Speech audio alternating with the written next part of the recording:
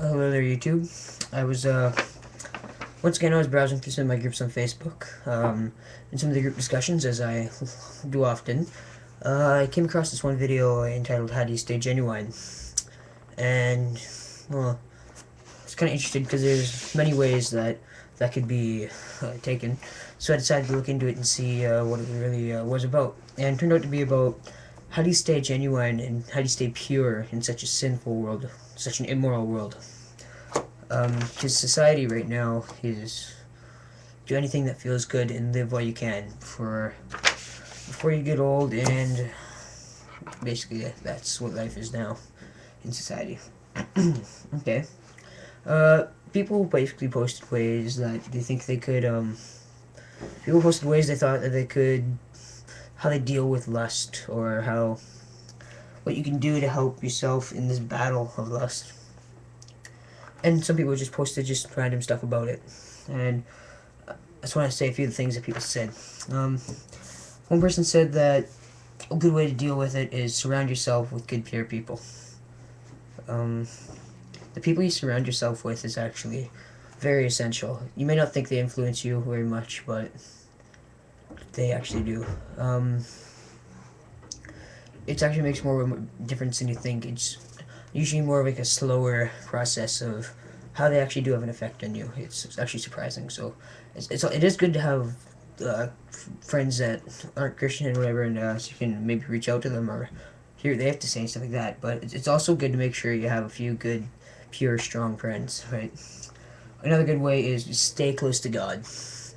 The closer you stay to God, the easier it's going to be. Because if you're far from Him, first of all, that's not going to be helpful. If you're far from Him, how are you gonna? Okay, first of all, in this battle, you do need God. Okay, He is basically like your essential weapon. Okay, and if you're far from Him, you won't be able to use Him effectively. Okay, Matt 26 verse 41 reads something like, "Keep waiting and praying that you may not enter into temptation, for the spirit is willing, but the flesh is weak." Okay, that basically means, well, just in simple terms, that means that if you keep praying and if you keep waiting on God to help you through this, and not for you to be led into temptation, if you keep praying and waiting, it will slowly start to happen because your spirit is willing. Your spirit wants to get out of this, all the pleasures of the flesh, which is the stuff here. The flesh is weak. The flesh is basically your earthly desires, your humanly desires. So the flesh. We saw this one. I'll play once. I'll describe it really quickly. Is with the flesh and the spirit, and there's a human in the middle. It was like watching a TV. They had a remote. The flesh and everything would take the remote and kind of like be like all cool and like watch what they wanted to watch, and the spirit would kind of be like, no, no, no, don't go into that stuff, right? And eventually, every once in a while, the spirit would help the guy,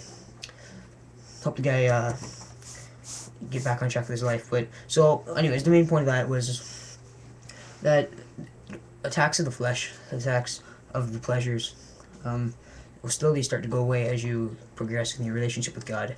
Eventually, they may stop at completely, which is really a fantastic thing. I really hope that'll be able to happen for me. I really do.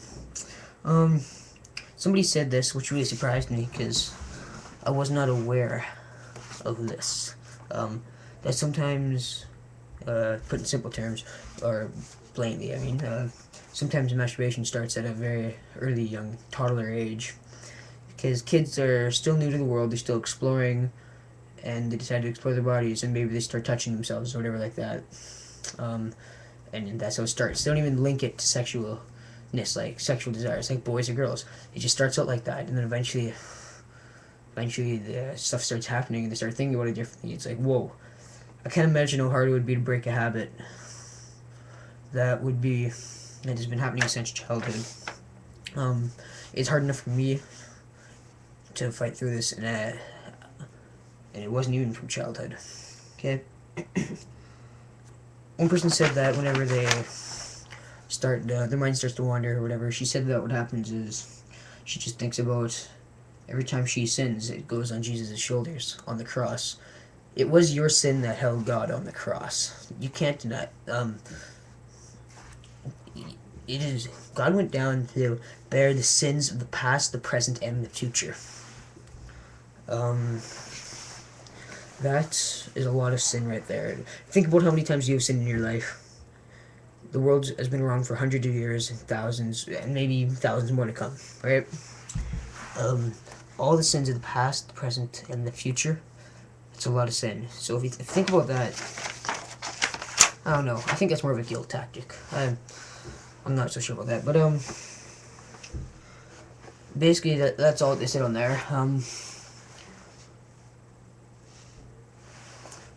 Lust is okay. First of all, I'll say this. I find it interesting how society doesn't understand a lot.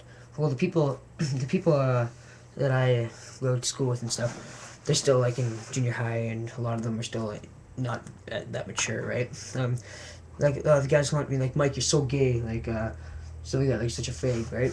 So what makes you think I'm gay? Why am I a fag, right? Because some people say like why? Because like you actually, when you talk to a girl, you actually try to look in her eyes. Like, it just surprises me how people are so lost in sin.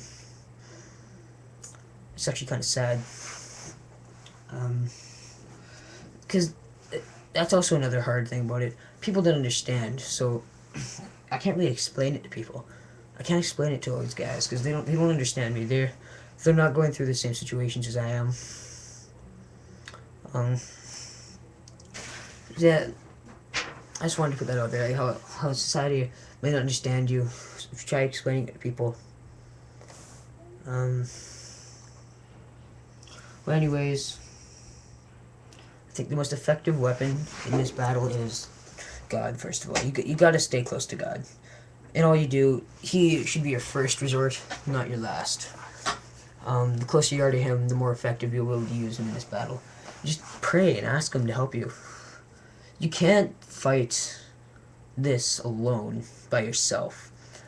I tend to struggle with that pridefulness that I always think, hey, God shouldn't have to help me out with this. I should be able to do this myself. And then I learned, thankfully, soon, actually, I learned sooner that I need God in these battles. I need Him. I can't do anything like this all by myself. But I just want to say something. As I said about having friends and stuff to back you up. Yes, please do that because they can hold you accountable. You're not. Sometimes you may think you're the most terrible person in the world, and no other person in the world would ever do something like this. It's just way too gross. I'm such a dirty kid, right? Well, I would think it all the time. I would think, wow, I'm such a dirty little kid. Must be like the worst person in the world right now.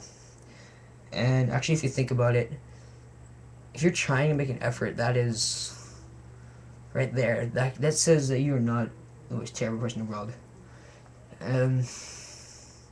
If you think about it, there are people that just go and do as they want, as they please, just for pleasure, right? Makes me really sad, actually, that people don't understand how they're destroying themselves. AIDS, HIV. AIDS. How do you... Well, okay, AIDS, right there. How do you think AIDS is developed? Well, AIDS... First of all, your body is not meant to have sex with several different parties, right? Your body is only meant for you and your spouse.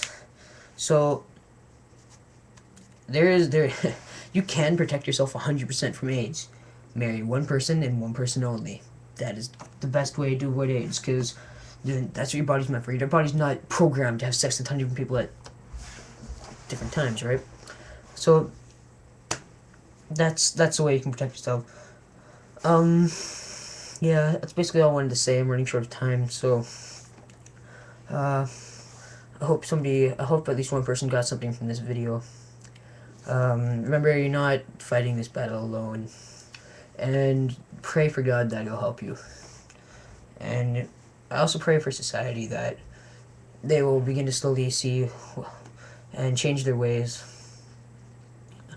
Thanks everybody who's watching my video. Hope you enjoyed it or got something out of it. Like I said, I love you all. See ya.